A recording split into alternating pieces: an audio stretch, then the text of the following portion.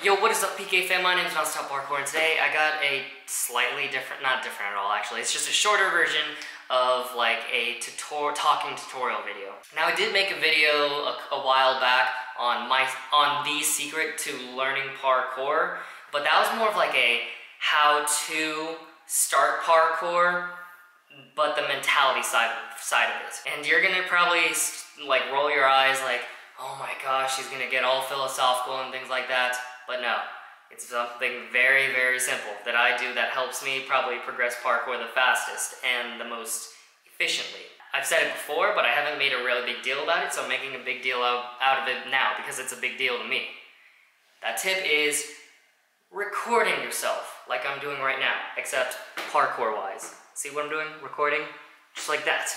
Just like that. Now, a lot of people film themselves, but in a way, like in my mind, there's like a better way to film yourself, and that is to film everything.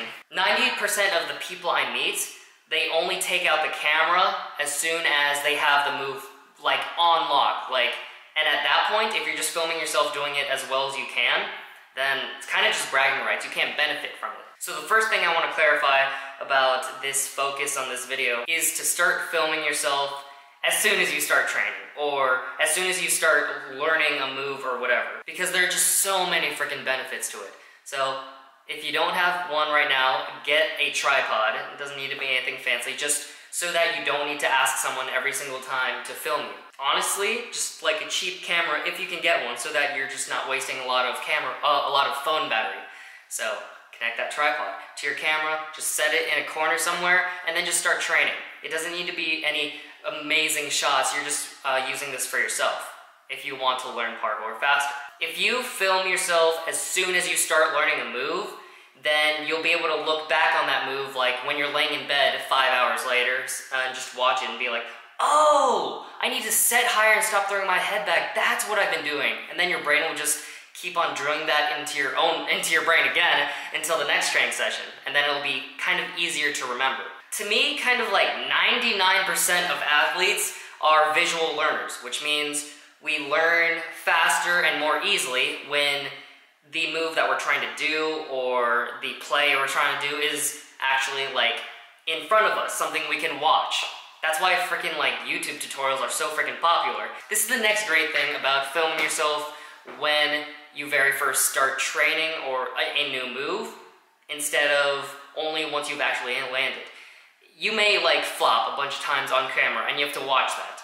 But that's the like flip side. You can watch yourself failing and see what you're doing wrong. You can even like put in the time to go into an editing system and then put the video of you and a video of someone doing what you're doing right, and then put them side by side and see exactly what you're doing differently. Now the other flip side of the benefit of filming yourself more, just like every single day I've been trying to do, is it forces you to try to learn something new or get better at something every single day or each time you film. Think about it. When you train and you force yourself to film yourself training in every single training session, but you don't work on new things or things that scare you, then it's gonna be the same clips every single day. Filming yourself forces you to say, oh, dang it, now I need to move and work on this thing.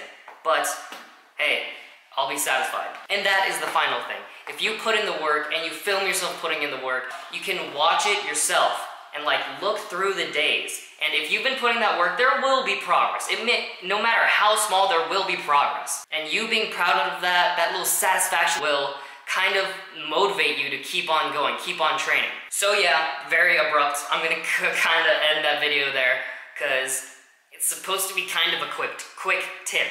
Film yourself more, not just when you land the move perfectly, but even when you're just training out in general and when you're trying to learn a new move. And last bonus, you'll have more Instagram footage, YouTube footage, any social media footage that you want to post on. And then you will realize it over time if you're plateauing or if you're forcing yourself to learn new moves, because you'll be able to see each day.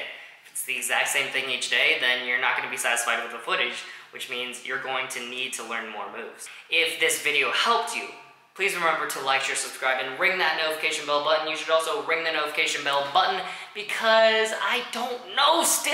I gotta think of stuff before. Comment other topics you would like me to talk about or give tips about. I don't know what the series will be, but anyway, I'll see you in the next one. PK.